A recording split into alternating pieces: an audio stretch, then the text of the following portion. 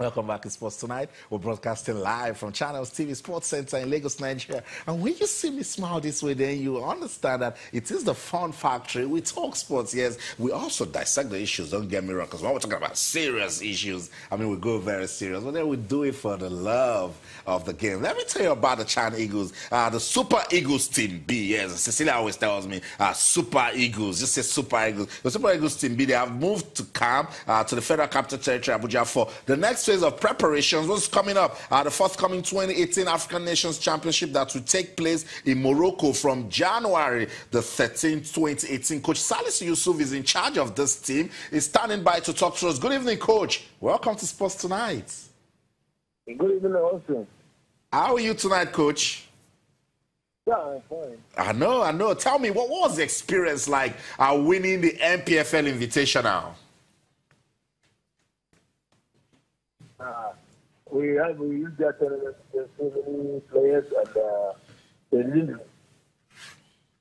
give a good account of themselves when we start the last phase of the campaign to select the team to represent the country for Chad. So I think it gives us a good platform to make our team to have more cohesion and more understanding as a team. Yeah, Coach. So now the team is in Abuja, and I heard you say you've been impressed so far. Are there going to be some problems in selecting the team for the African Nations Championship? Come again, yeah, I said I heard you say you're impressed with the team after they won the MPFL Invitational. So when you look at the team and the quality in it, would you have problems picking your team for the African Nations Championship?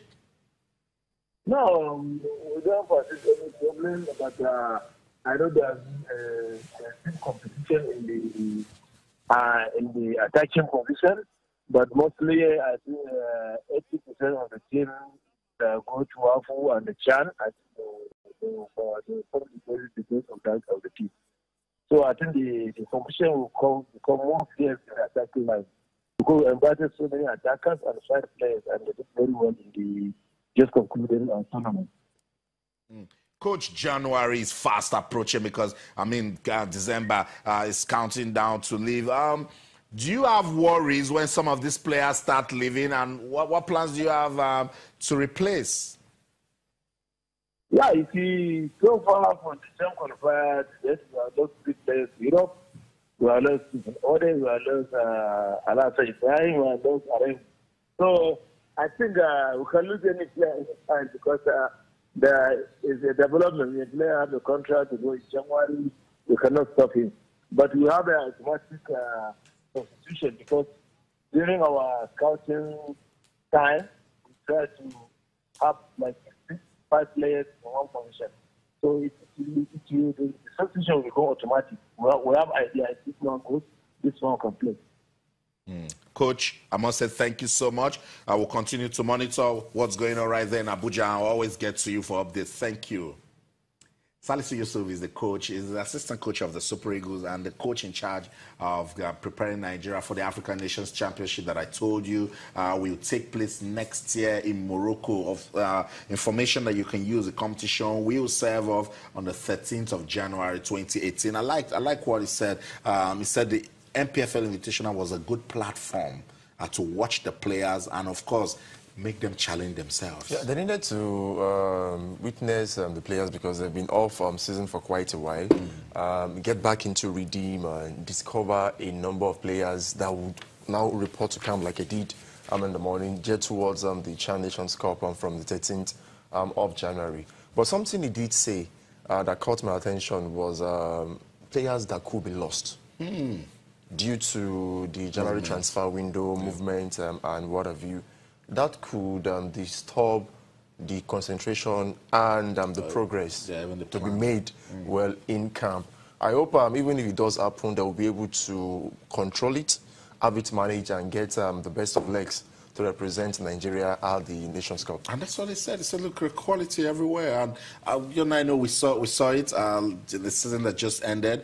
Good players, and we've also said that the Chan competition is a reflection of a country's league. Definitely. So this is the time for this Super Eagles Team B to go out there and show the world that we have a quality league in Nigeria. Recall Chisom Chikatara 2 years ago in Rwanda, though we got booted out in the first round. Before that one in South Africa. Before the one in South Africa, Ejike Uzenyi, Bright CMA, was on now Ugochukwu, Rabiu Alido is still with Kano Pillars. That's right. It's like a conveyor belt, an opportunity for these locally based players to express themselves. I just hope we can get the best legs and do well, because the last time it wasn't memorable at all, getting booted out in the first round.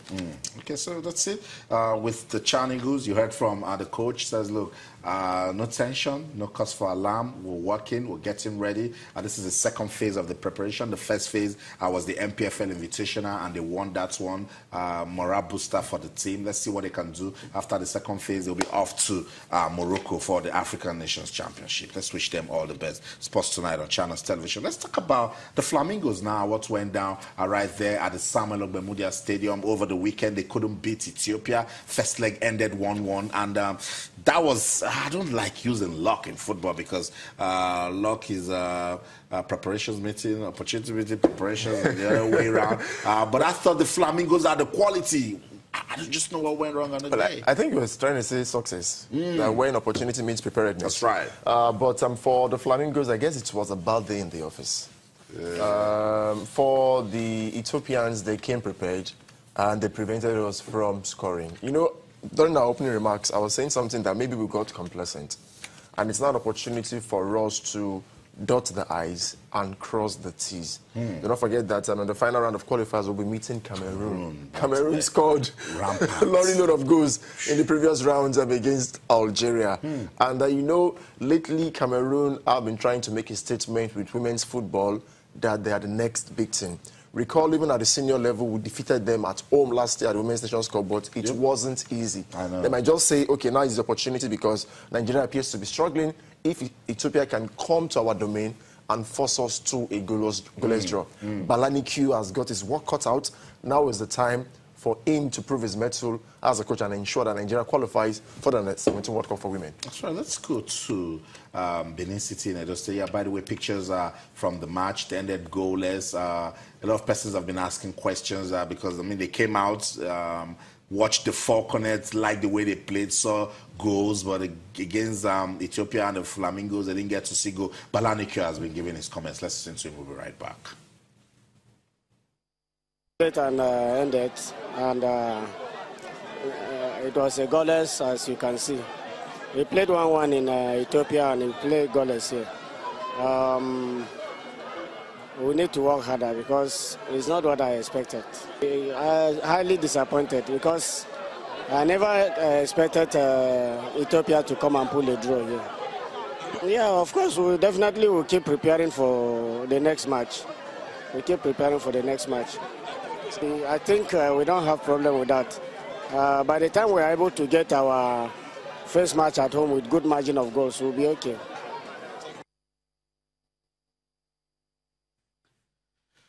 So that's it, coach of the Flamingos Nigeria on the 17 women's team, Balani Q. Kade, it wasn't just disappointed, he says highly disappointed.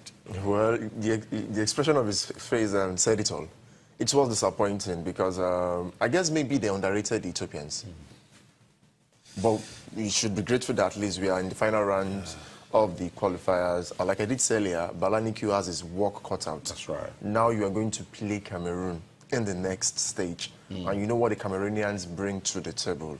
So basically, if you need to get more legs, to just bring about solidity from defense up to the midfield, getting to the final third, if your bane is conversion, talking about cutting edge, getting goals, you have now, between now and when you're playing Cameroon, to sort that out. We need to make it to the World Cup, because the last time out, we didn't do too well as well. But they've always been at every edition. They've always been at every edition, but they got booted out in the first round, and they need to do well. Yes, you might want to say it's about some development at age grade, but we need to do well. We know we you football fans. As long as they file out, they play the national anthem of the Federal Republic of Nigeria. You want Nigeria to win. You want Nigeria to win. The pressure. Let it be as a conveyor belt, but also play good football and impress. Not have nations like this come to your domain and give you a run for your money up to the extent of you not being able to even get a goal. But I think we should cut down our expectation. It's under 17. You mentioned it's developmental,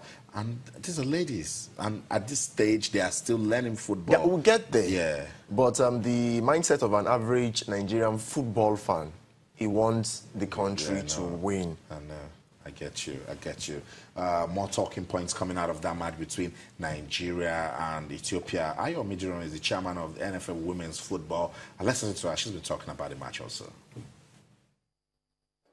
Well, the team is work in progress, and as the deputy governor has said, we will try to beef up the team and make sure that they are stronger than they are right now. By the time they play together for another 1 month before we meet Cameroon, we will see a more vibrant team.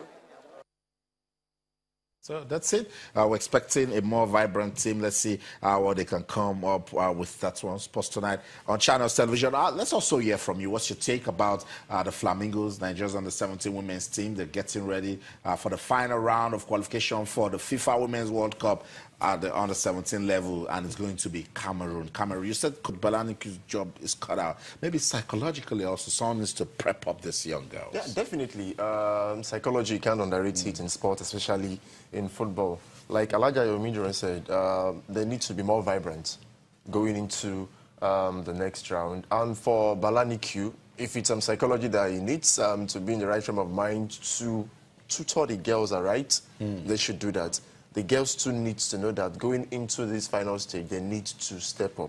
Because to become the best, you have to beat the best. That's right. You need to beat the best. Let's just show some love to some of the comments we are getting on our social media platforms. We got your message. But let's just take this one from Achopskin. Yeah, I always get that name. Okay, well, thank you for talking to us. It says, Balanik, you shouldn't be disappointed. I think he shouldn't be also. I'm disappointed for him getting that job. Ethiopia, for that matter, it says Saknik, That's your opinion.